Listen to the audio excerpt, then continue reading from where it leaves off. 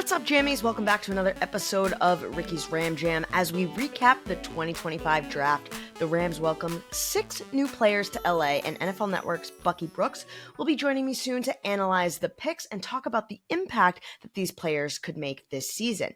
And this past weekend wasn't just about the players selected, it was about the whole experience. A huge thank you to our friends at LAFD Air Operations in Van Nuys, where the Rams Draft HQ was, for letting us share their space the entire weekend. And thank you to all the first responders for all that they have done and continue to do for this great city.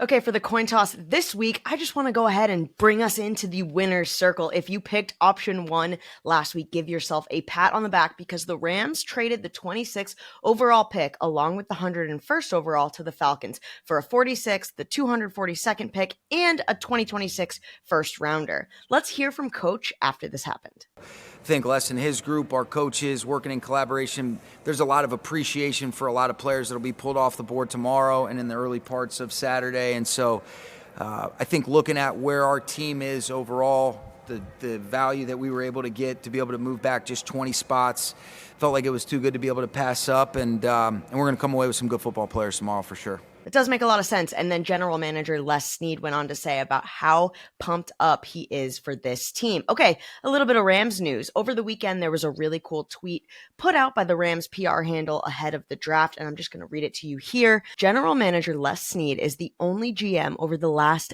decade to draft at least 3 players who have been honored as the offensive or defensive rookie of the year.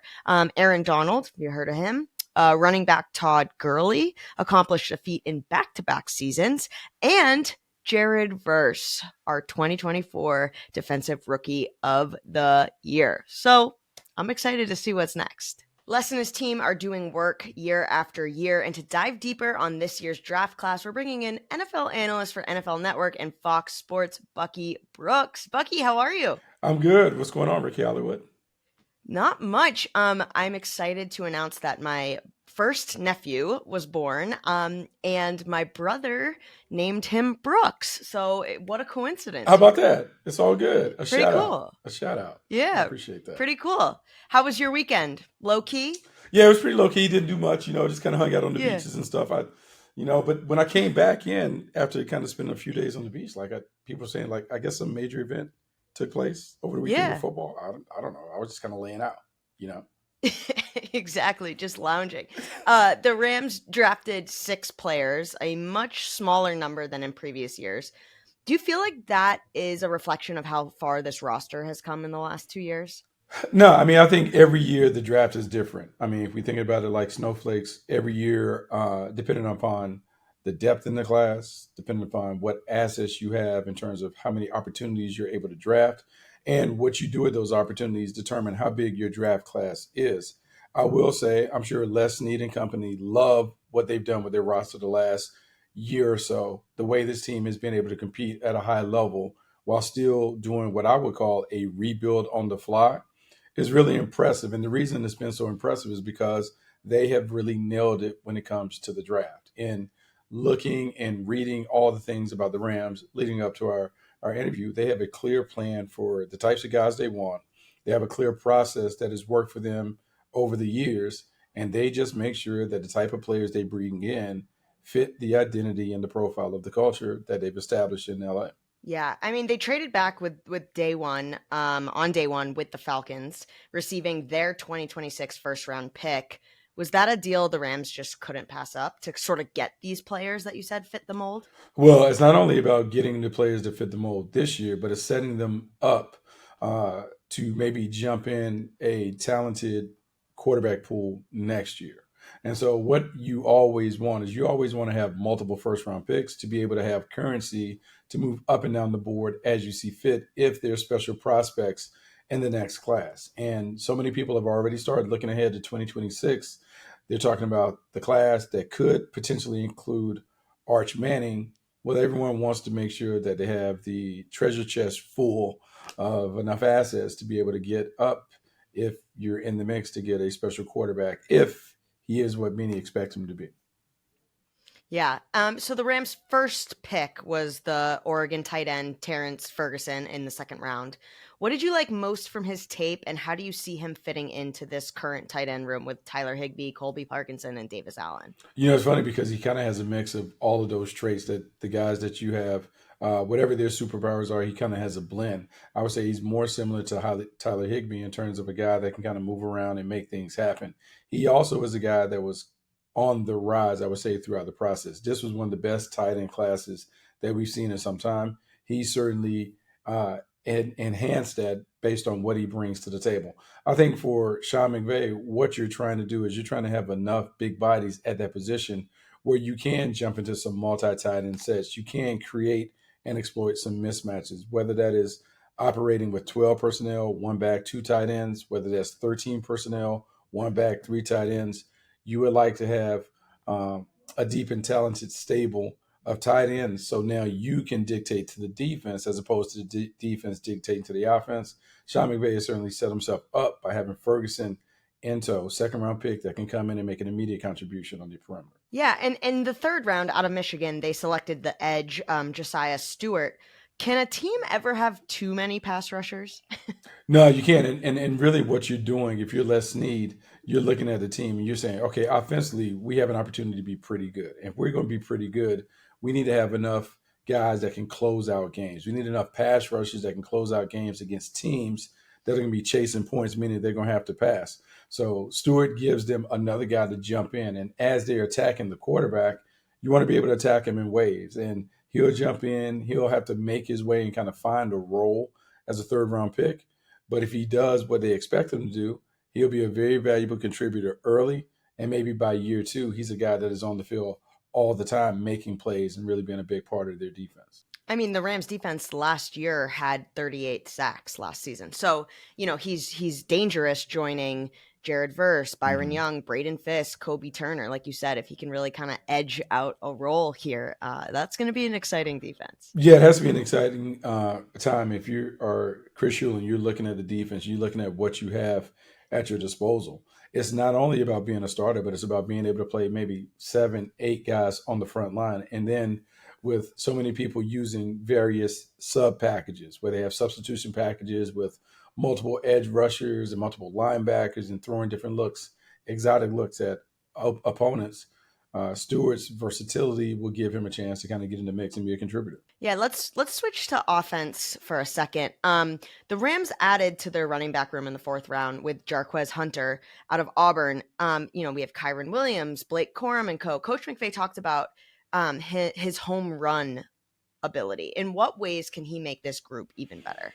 Well, I mean, you just think about the rotation, right? You have Kyron Williams, who has been a guy who has really shown that he could be one of the best running backs in the league. You're backing him up with Blake Corum, who is a steady, Eddie, dependable, reliable, kind of a rock'em sock'em robot at the position.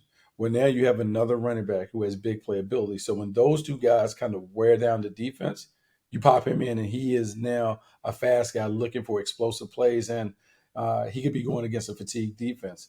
The importance of having so many running backs, so many guys in the rotation, keeping everybody fresh. It's a long season, but more importantly, in the late stages of the game when you need to close it out, he has big play potential, which is why it's really important to have so many talented running backs in the stable. Yeah, I know back to defense for a second. The cornerback position was like a position many thought the Rams would focus on in this draft, but they didn't draft any defensive backs. Do you think that's a vote of confidence in the group the Rams have in place? Like Darius Williams, they re-signed Ahkello Witherspoon. Kobe Durant had a great season. I think a couple of things can be true.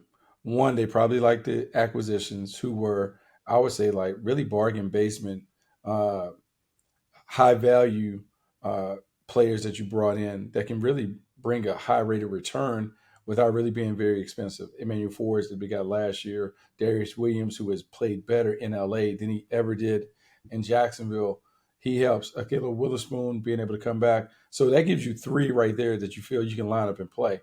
And then sometimes the draft doesn't fall your way, meaning the guys that you have targeted, the guys that are sitting atop your board when you get to each round, sometimes those guys are snapped up and you just don't have an opportunity to address a position that maybe you wanted to address going in. But there's a lot of time, and there's time to find other guys that are on the street leading into training camp where Exactly. maybe they can find some more contributors to the defensive backfield. Yeah. Are there any other, picks that stand out to you when looking at this Rams draft as a whole? The thing that stands out to me, I would say Chris Paul, linebacker from Ole Miss, stands out because he is a see ball, get ball defender. And I just think about the success that the Rams have had with their linebackers, like kind of unheralded players, but they all kind of have similar traits: active, great instincts, great athleticism, and the awareness to be able to kind of slither through cracks and make plays. Chris Paul does that. At Ole Miss, he was fantastic in terms of coming and shooting gaps and making plays. He's another guy that kind of fits the profile that has had a lot of success when it comes to later round picks. They've had a lot of success getting guys on the field, and watching those late round picks immediately change the tenor and the tone of the defense. Chris Paul has some of that. He'll make his immediate mark as a special teamer, but by the end of the year, he'll have a chance to crack the rotation and make some plays. Yeah, and then them adding Konata Mumpfield, a wide receiver in the seventh round, I think is an interesting fit with, Puka, and you have Tutu, and, Jordan Whittington had such a great season. I think that is a really interesting pick when they had only 6 this year. Yeah, it is an interesting pick, but there was something about him. When you're in the seventh round, you're basically looking for guys who have redeeming qualities that you like, and you want to bring them in. You want to make sure that you get them, so you don't want to wait until the undrafted free agent market where you don't have an opportunity. So you draft and you bring them in, and you let them compete. And even though it might appear that the wide receiver room is loaded, you can never have too many good players. And Never. with the opportunity to look in and assess the roster to figure out, do we need 5 receivers? Do we need 6? Do we go down to 4? Practice squad and those things. He was intriguing enough that you want to work with him. And then it's on him as a 7th round pick to prove that he's worthy of being on the active roster, or he's good enough to be on the practice squad. Yeah. I thought that we got a bunch of cool names this year. I mean, Chris Paul goes by Pooh Paul. That's the coolest thing I've ever heard in my life. I mean, come on, Pooh. Who doesn't like Pooh? Yeah. Everybody needs a Pooh in their life. Everybody needs a Winnie the Pooh in their life. Yeah, this LA team is full of swag. Overall, Bucky, what would you give this Rams draft if you had to give it a grade for this weekend? I think it's looked really solid. So I would give it a B+ in terms of what they were able to accomplish. I would give it a conditional B+ because we don't know what that first round pick next year is going to turn into. Yeah. We might have to revisit it and change the grades like we used to do in college. Exactly.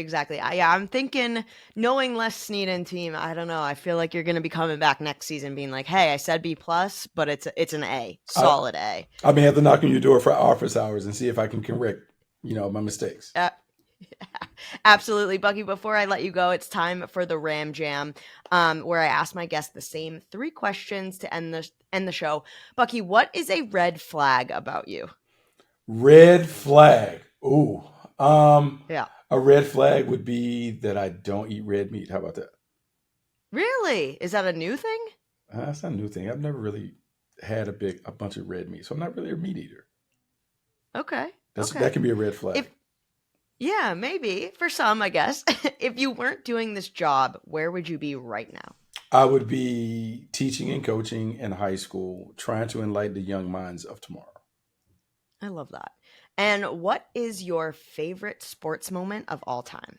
Favorite sports moment of all time?